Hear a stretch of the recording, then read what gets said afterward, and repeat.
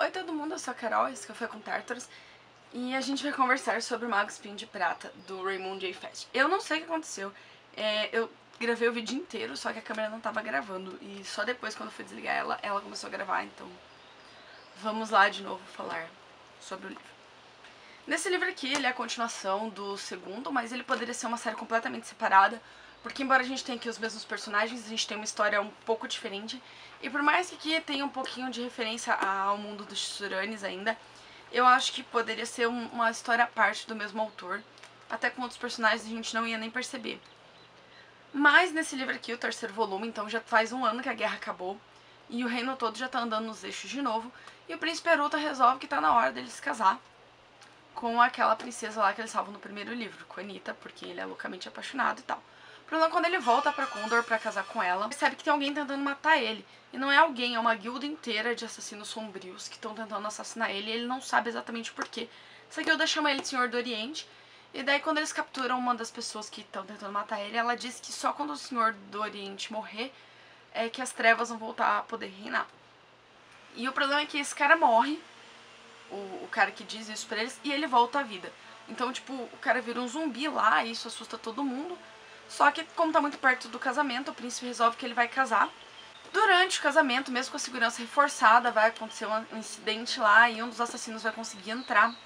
Ele tenta matar o príncipe, ele não consegue, porque o Jimmy, lembra aquele zombador lá do segundo livro, ou do primeiro? Se não me engano, do segundo livro, que ajuda ele e a princesa Anitta a fugir de Condor.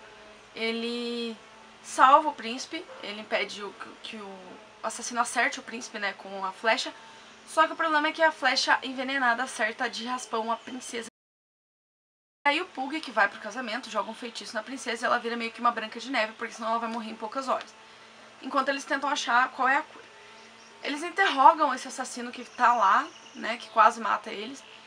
E o assassino diz que ele tem muito medo, porque ele vendeu a alma pra poder servir ao cara, etc. Então a entidade maligna para que ele vendeu a alma dele vai tentar voltar para buscar ele, e ele tá com medo de dar informações e ele sofrer muito. Os monges lá dizem então que vai proteger a alma dele, que vai deixar ele descansar em paz se ele contar.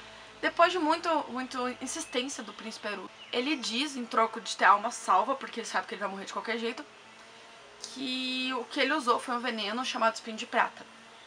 Então daí o Aruta vai partir numa busca junto com o Lauren e o Jimmy, e o Martin também, em busca da cura para esse Espinho de Prata. E assim, esse autor faz milagres em 400 páginas, igual ele fez nos outros dois primeiros livros, porque acontece muita coisa nessa história aqui. A gente tem o Pug voltando pra ilha, onde ele tá construindo a academia, para ele pesquisar sobre esse Espinho de Prata nos livros que o Macros deixou pra ele. A gente tem toda uma jornada aqui do príncipe Aruta, sendo perseguido pelos ladrões dessa guilda e pelos Mordrell, que parece que se juntaram aos ladrões para tentar matar o príncipe. E ele sai de Condor, vai pra Sartre pra procurar a resposta numa biblioteca, e daí ele descobre que na verdade ele tinha que ir lá pra Terra dos Elfos de novo, nesse livro, pra procurar as respostas, porque os elfos conhecem essa planta, que é o Espinho de Prata. Então a gente tem toda essa jornada, toda uma perseguição, tem ele tentando achar a planta certa, tentando achar a cura. E a gente vai ter um desenvolvimento psicológico bem grande aqui de alguns personagens, principalmente do Aruta, né, porque ele tá em conflito, ele pode perder a amada dele, ele nem sabe se ele vai conseguir achar a cura. A gente tem um desenvolvimento muito grande do psicológico do Martin. O Martin vai ter várias passagens onde ele vai lembrar de como foi a infância dele, de como foi a vida dele de bastardo. A gente também vai ter um desenvolvimento muito grande do Jimmy, que vai ser o personagem mais engraçado desse livro, que tá tentando aí, ele vira escudeiro depois de salvar a vida do príncipe várias vezes, né? Mas ele tá tentando ganhar o ducado de Condor pra ele, e o príncipe dá muita risada disso, porque ele é uma criança, né? Ninguém vai nomear uma criança duque. E a gente também tem aí o Laurie, que vai contar um pouco do passado dele, assim, antes, porque o que acontece? A gente vai ter uma passagem desse livro ainda no início, vocês me desculpem o barulho de furadeira, da princesa Caroline, insistindo que eles têm que se casar assim, que ou ele vai casar com ela, ou ela não vai mais ter nada com ele, porque ela tá cansada de ser feita de trouxa por ele.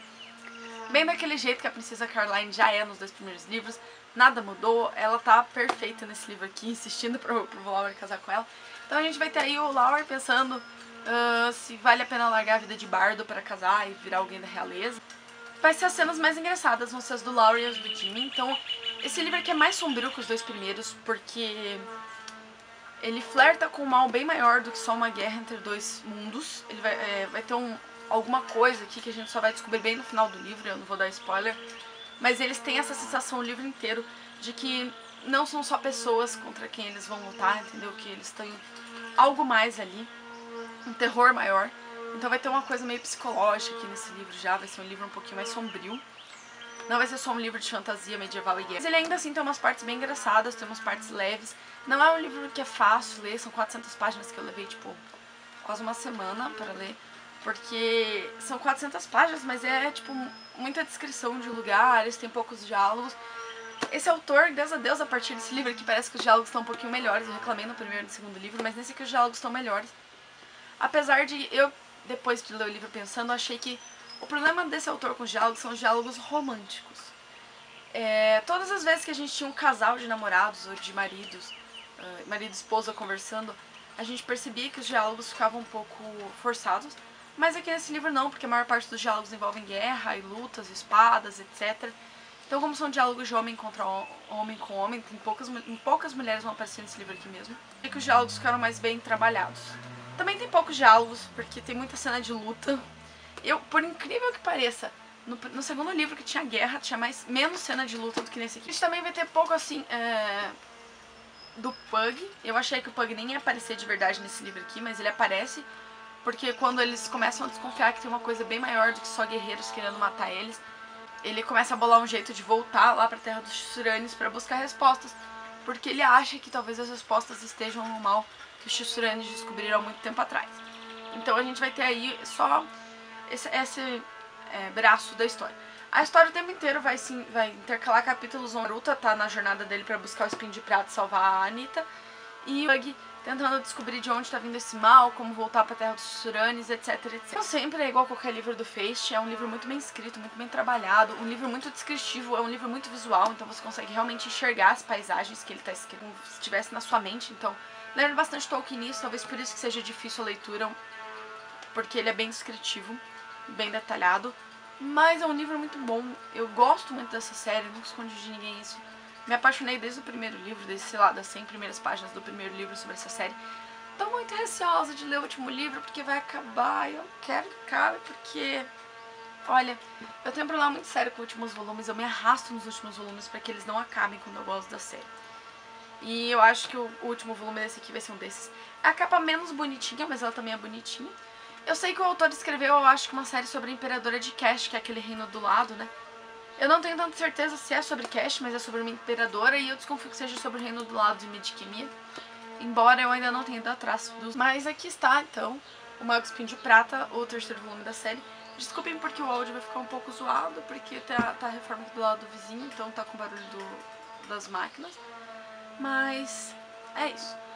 Muito obrigada por terem assistido esse vídeo, se inscreva no canal para receber os próximos vídeos, deixem o seu curtir para me ajudar a divulgar, me contem aqui embaixo o que vocês acham dessa série e de outras séries de fantasia, e até o próximo vídeo.